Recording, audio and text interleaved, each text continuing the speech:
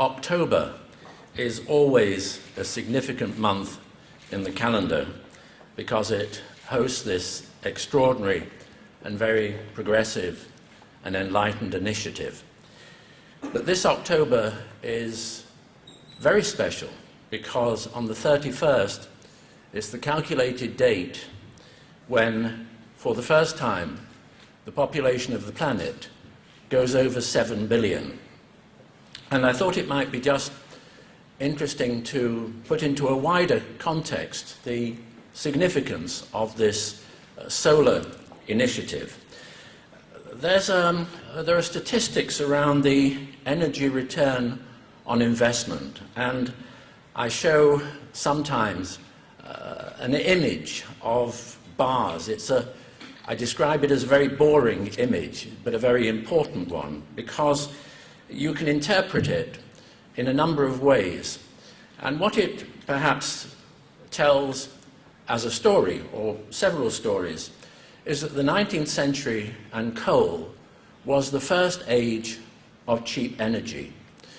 The middle of the last century, around the 1950s, was a second age of cheap energy in the form of gasoline, and spawned a kind of motor-borne concept of the city, which is already called into question.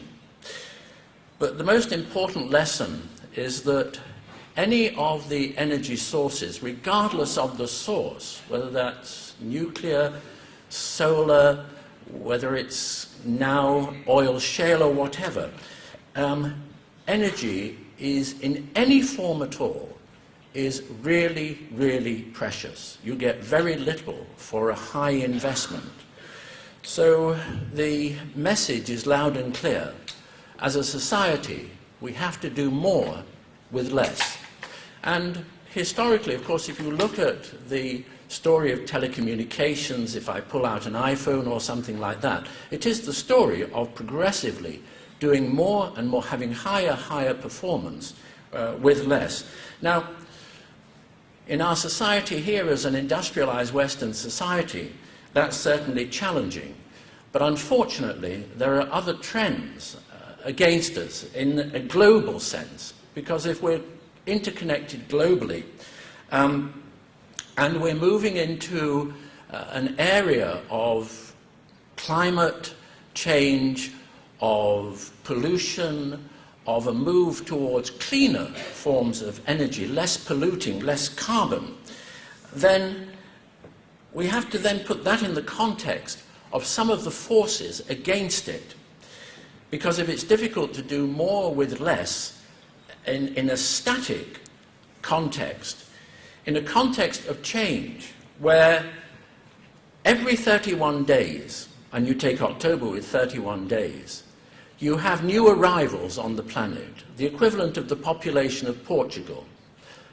You have a compensating effect because people die. That's the equivalent of a nation like Norway. And the difference is around 6.4 million, which is approaching the population of Switzerland at 7.7 million. So every 31 days, you have a whole new populace.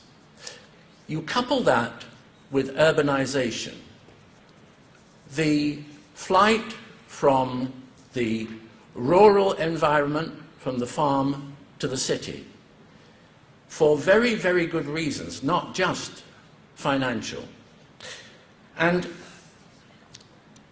then put into context that a significant proportion, more than a third, of those new arrivals are coming out of a slum background, a favela, where 40% do not have sanitation, where 25% don't have power.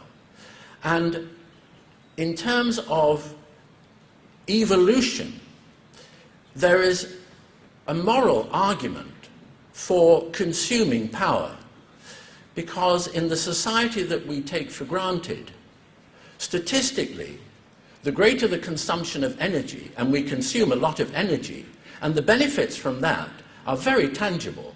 We have greater life expectancy, lower infant mortality, more freedom, more enlightenment, sexual freedom, political freedom, all the values that drive society. So if we start to analyze those issues of energy, how do we produce it, how do we consume it, then the great news about this award is that it really starts to tackle the individual buildings, which consume something like 44 to 50% of the energy consumed in an industrialized society.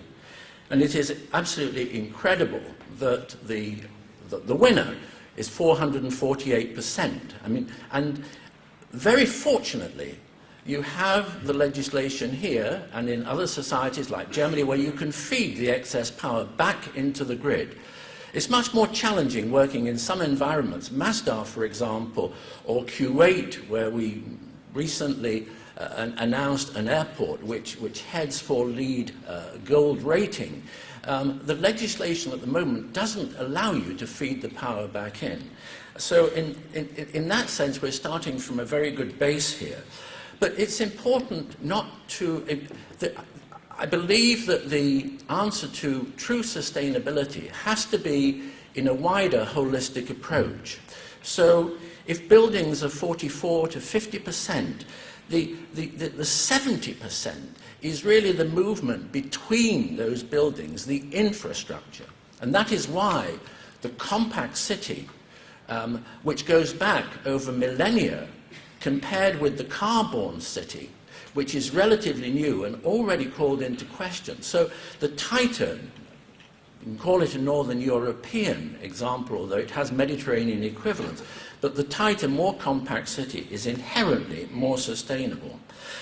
In the quest of, so in that holistic thinking, we have to look at the true savings that can go beyond the individual building, taking the totality. With a larger community, you can convert waste to energy, and it's at that scale that you really start making inroads. So it's a whole series of initiatives which need to be integrated and come together. The difficulties in any industrialized society is that those segments of society are under different ministries, different controls. So in a way, the challenge is to integrate a lot of these initiatives together to break through different boundaries. When we talk about pollution, I think that we should also be sensitive to visual pollution. And I think here the solar initiative, and I think Gallus was drawing our attention to the fact that 1 square meter of photovoltaics will generate 183 kilowatt hours. It's interesting to compare that with wind turbines, which I think in many locations do have a serious problem of visual pollution. But in urban areas, they're probably developing 5 kilowatt hours. In offshore, probably about 30 kilowatt hours. So the photovoltaics are really, in that sense, solar cells, not just photovoltaics, but leading the way. I think the other aspect is the aesthetic dimension. And the image earlier, which the chairman of the jury here showed, the pyramid, makes the point that really it's looking at the, historically, looking at the body of the building so that the additional top-up energy is less. And there are beautiful examples aesthetically of ecological buildings. I mean, I'm very familiar with the architecture of the Engadine, and those are absolutely incredible buildings where over centuries of very elegant solutions before the age of cheap energy. And so I think we have to, whether it's in the Alps, whether it's in more temperate areas, whether it's desert areas, we have to learn the lessons from the past, how people created more comfortable environments when they didn't have any power at all in the sense that we think of today.